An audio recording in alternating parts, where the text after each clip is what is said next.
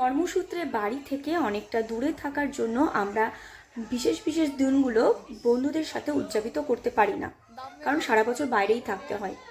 কিন্তু এবছর সৌভাগ্যবশত আমি সেটা পেরেছি। যেহেতু বাড়িতেই ছিলাম তাই সবাই মিলে প্ল্যান করলাম, সবারই তো বাচ্চা আছে, তাই বাচ্চাগুলোকে নিয়ে যদি আমরা একটু আনন্দ করি তাহলে কেমন হয়।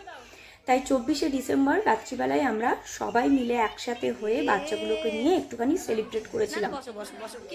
সেলিব্রেট বলতে ওই কিছুই না, সন্ধ্যেবেলায় একটুখানি টুকটাক খাওয়া দাওয়া, তারপরে রাতের ডিনার, আর মাঝখানে ছিল বাচ্চাগুলোকে আনন্দ দেওয়ার জন্য একটুখানি সান্টার টুপি দেওয়া, সাথে সাথে সান্টার একটুখানি গিফট, আর ওদেরকে আনন্দ দেওয়া। সব বাচ্চাগুলো বেশ কেমন সুন্দর নাচছিল, ওরা ওদের মতো খেলছিল। আমার মেয়ে তো প্রথম এরকম দেখলো, কারণ ও যেহেতু বাইরে থাকে এগুলো দেখার সুযোগও পায় না, সবসময় ঘরবন্দি থাকে। আর ইচ্ছে কিন্তু খুব নাচতে ভালোবাসে, আমাদের এক বন্ধুর মেয়ে।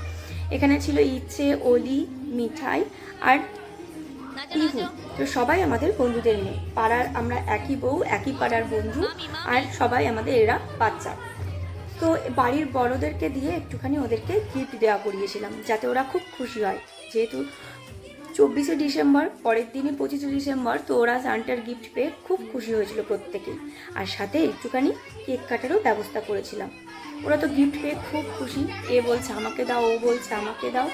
তো এই করে নিয়ে একটুখানি কেক কাটিং করে কেক খাওয়া দাওয়া সব কিছুই চললো।